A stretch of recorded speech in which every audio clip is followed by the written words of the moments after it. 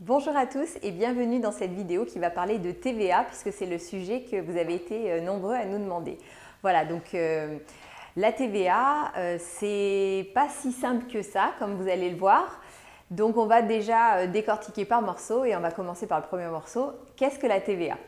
Alors la TVA déjà, elle se calcule sur la valeur ajoutée, VA. Cette valeur ajoutée, eh bien, c'est la différence entre votre chiffre d'affaires, les ventes que vous avez faites, et puis les achats que vous avez faits à l'extérieur. Donc la différence, c'est la valeur que l'entreprise a créée et donc c'est la valeur ajoutée.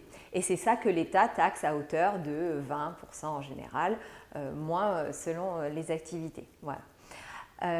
Maintenant, comment se calcule la TVA? Donc, en général, vous avez un prix hors taxe et vous voulez le transformer en TTC pour obtenir le prix de vente final auprès de votre client. Donc, mettons que vous vendez 100 € hors taxe, et bien vous allez multiplier par 1 plus le taux de TVA divisé par 100, donc par exemple 1,20, et vous allez obtenir le prix TTC, c'est-à-dire 120 €. Voilà. Alors ça peut arriver parfois d'être obligé de faire le calcul inverse, c'est-à-dire que vous partez du prix psychologique, par exemple 9,90 € et vous devez calculer le prix hors taxe que vous allez appliquer sur le TTC. Donc pour ça, vous allez faire l'opération inverse, vous prenez votre prix psychologique, 9,90 et vous divisez par 1,20 pour obtenir votre prix hors taxe.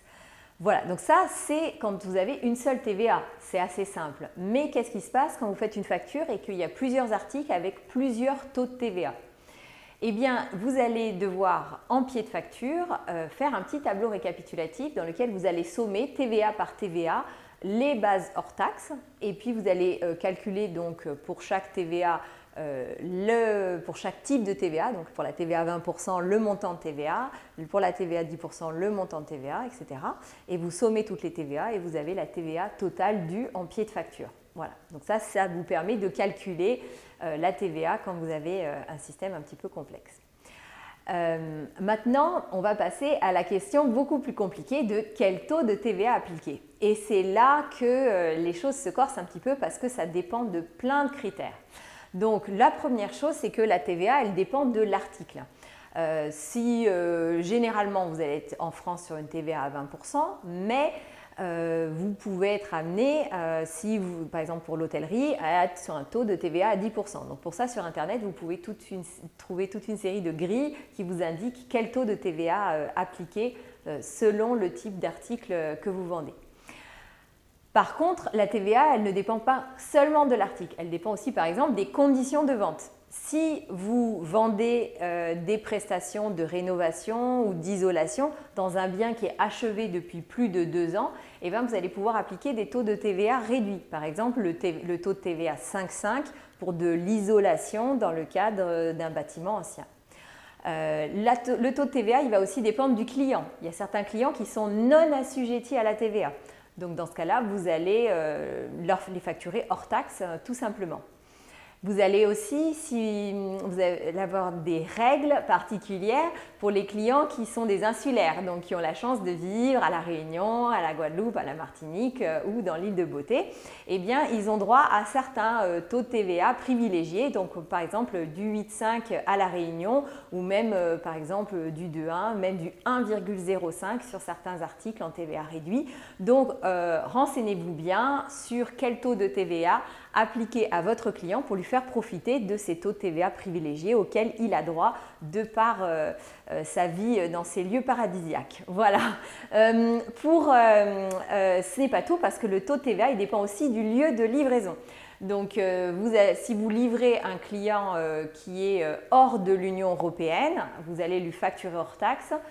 Tout simplement, si vous livrez un client qui est dans l'Union européenne, vous pouvez le facturer hors taxe à condition d'indiquer son numéro de TVA intracommunautaire sur la facture et aussi une mention légale que je vous mettrai en commentaire et qui dépend si vous vendez des biens ou du service.